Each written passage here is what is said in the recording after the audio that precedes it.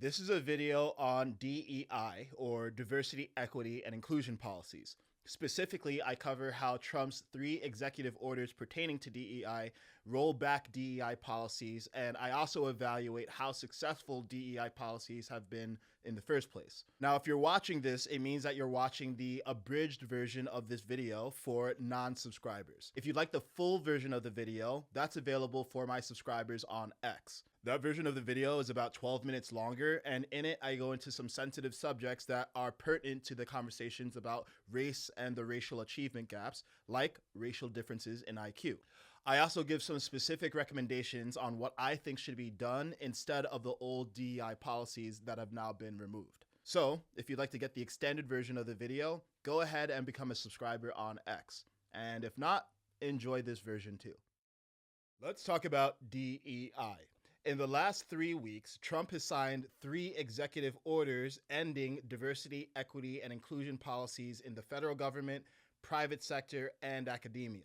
Now, there's a lot of confusion going on about exactly what happened, what got removed, and what's still permissible. Intention in making this video is to help you understand exactly what Trump did and how specifically it impacts DEI. It's meant to clarify misconceptions on both the right and the left about what DEI actually is and how it's changed. And it's not meant to be a compendium or exhaustive analysis of DEI, it's just meant to contribute to the current conversation that's happening right now. This video has 6 parts. First, I'm going to share the 3 executive orders that Trump signed related to DEI. Second, I'm going to give the best arguments for and against his actions. Third, I'm going to give practical examples of what can and cannot be done under the new framework. Fourth, I'll talk about the problem that DEI is meant to solve. Fifth, I'll evaluate from my perspective how well it's solving it. And sixth, I'll give my opinion on what we should do to solve it. And I strive to make my videos as factual as I can, but ultimately, I'm here to offer a perspective and encourage you to think for yourself and contribute to a shared dialogue in the culture. First, I'm a black man. Surprise! I'm also first generation. My parents immigrated here from Ghana, which is in West Africa, and they had me in New York. I grew up for the first 10 years of my life working class in the Bronx. Then we moved out to the suburbs where I had between a middle class and upper middle class lifestyle. I'm not here to speak, nor can I speak for the entire black experience because the black experience is not a monolith. I have experienced racism in my life, but I don't feel like it's held me back to a significant degree. And now for my political leanings. Right now, I'm more politically aligned with the right. Until 2024, I was aligned with the left. Grew up in New York.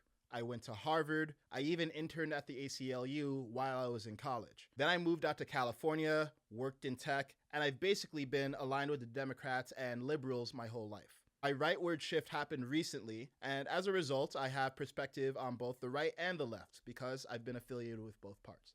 I'll also note that in this video, I'm specifically going to be focused on the black community. And I know that DEI impacts women, Hispanic people, Asian people, LGBTQ, but to keep things easy to follow, I'm going to be focusing specifically on the black community and the achievement gap between the black community and the white community in America. Now let's examine the specific executive orders that people are talking about and in some cases concerned about. First one is pretty straightforward. It's about ending DEI in the federal government. This one eliminates almost all of the DEI positions, like chief diversity officers. It removes DEI-based grants and contracts. It is essentially an effort to remove DEI ideology from the federal government and focus on pure meritocracy. A practical example of this is it caused the Department of Education to eliminate $2.6 million in DEI-related training contracts. It also caused the dissolution of its Diversity and Inclusion Council. The second executive order is aimed at federal contractors, private industry, and academia. One of the highlights of it is that it removes Executive Order 11246, which was signed by Lyndon B. Johnson in 1965 and amended in 1967. That executive order mandated that federal contractors put in place affirmative action plans and policies to increase numbers of underrepresented minorities and women.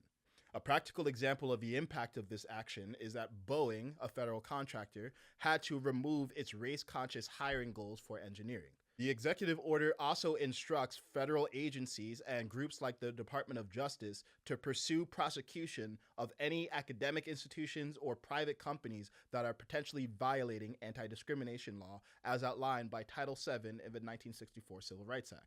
The third and final executive order is about removing DEI from the military. It eliminates DEI initiatives from all branches of the military and the Coast Guard. One high-profile practical example of this was the removal of training materials concerning the Tuskegee Airmen in the military. The Tuskegee Airmen were a distinguished group of Black Air Force pilots. Videos in Air Force leadership training that held them up as examples of diversity were removed from the curriculum.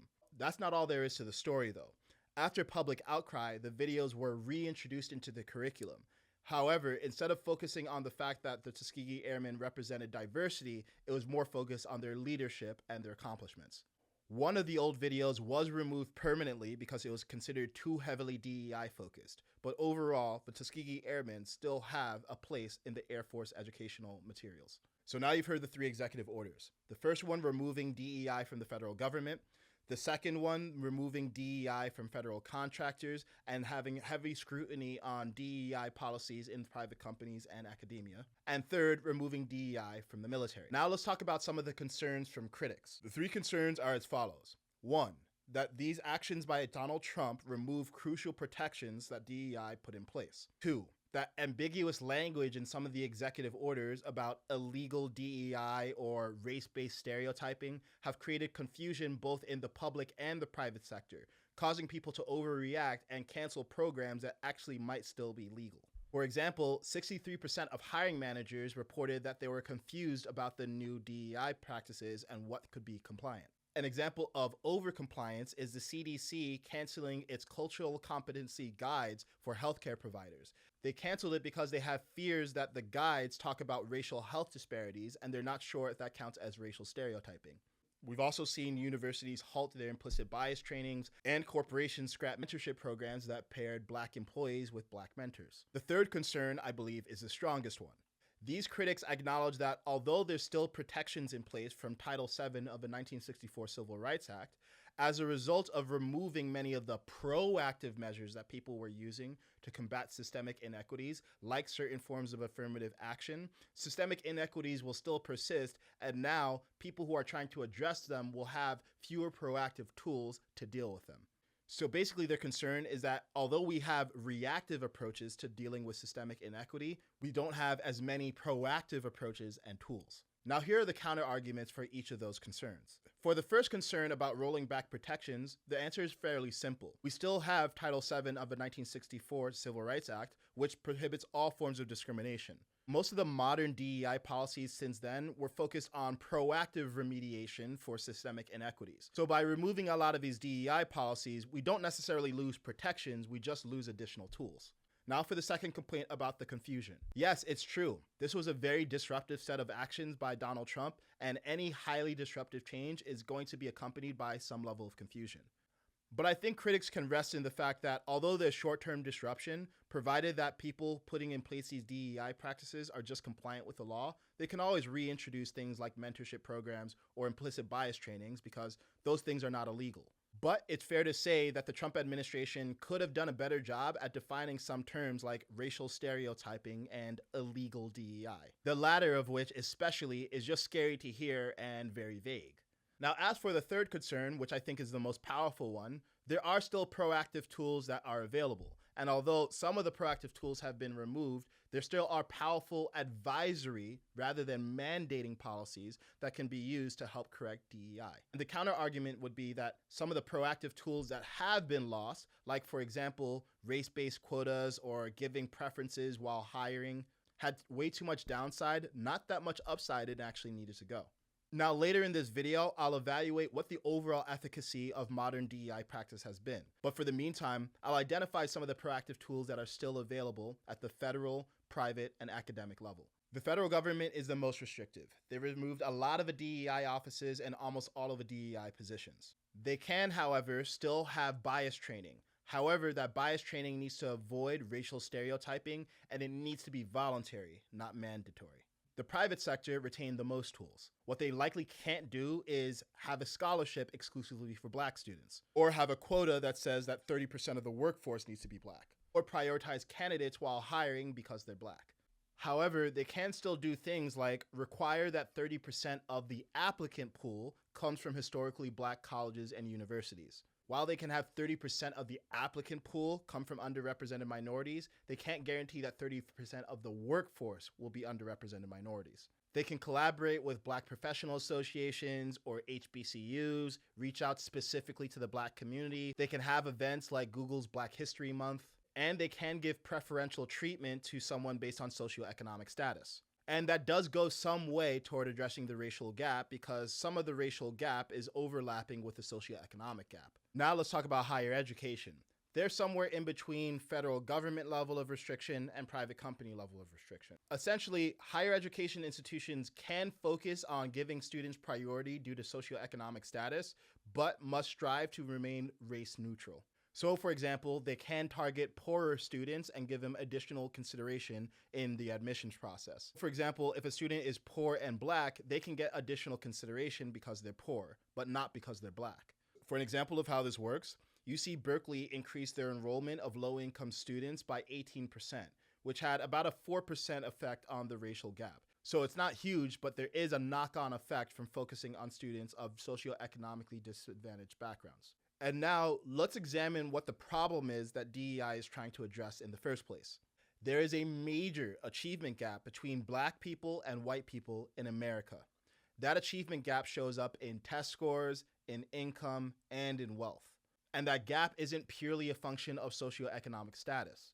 Black people are doing worse than white people on the same rung of the socioeconomic ladder. However, if we do remove socioeconomic effects, a significant part of the gap does disappear.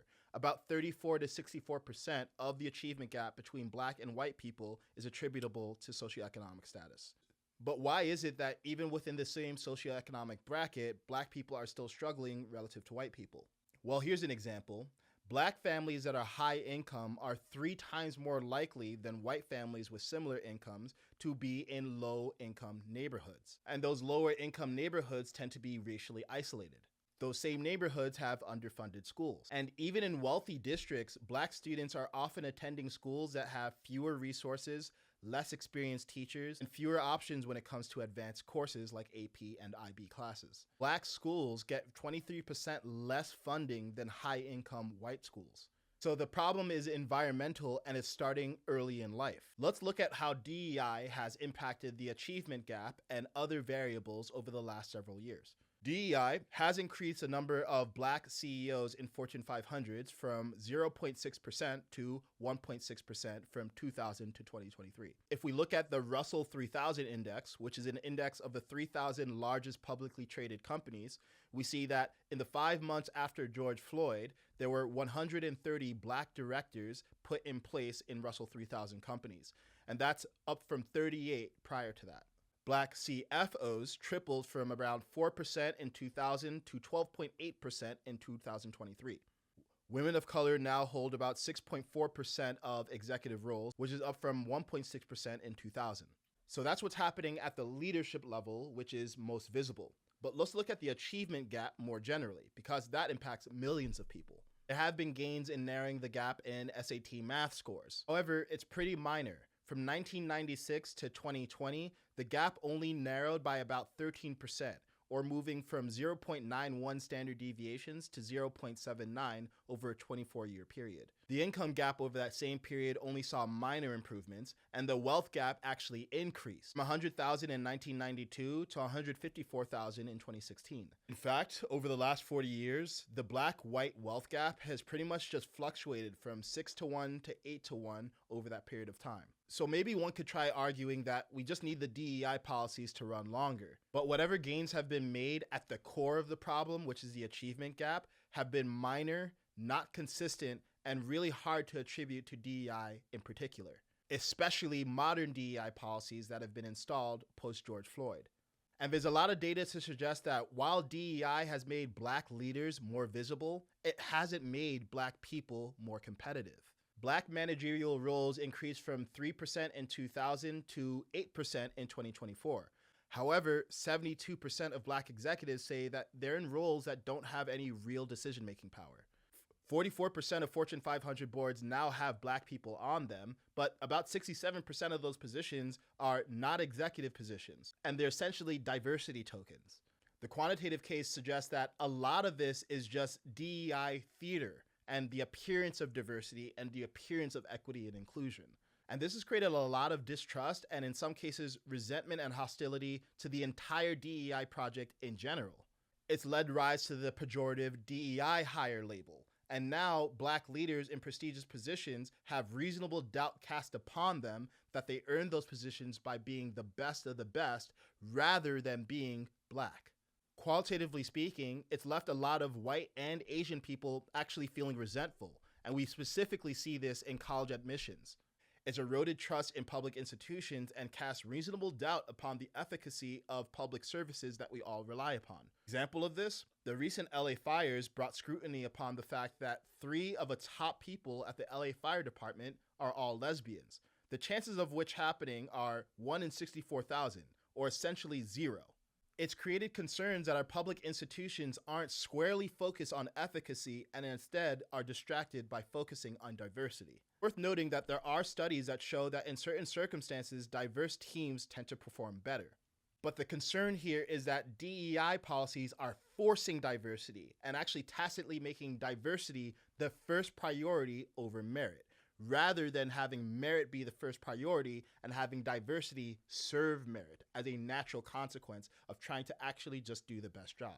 And in private industry and academia especially, there are a lot of times where it looks like the diversity push is actually just a push to check boxes rather than help the people who need it the most. And this brings me to my personal biggest concern with a lot of modern DEI policy. A lot of it just seems performative and focusing on surface level issues and creating much deeper problems. Much of it seems like it's animated by an emotionally led radical social agenda that's actually leading to white people and Asian people feeling discriminated against and then resentful, and then we just keep on perpetuating the same exact cycle of discrimination and interracial hostility. And ironically, a lot of this isn't even being driven by Black people. It turns out that only 4% of DEI leadership roles, like chief diversity officers, are even filled by Black people. 76% are filled by white people.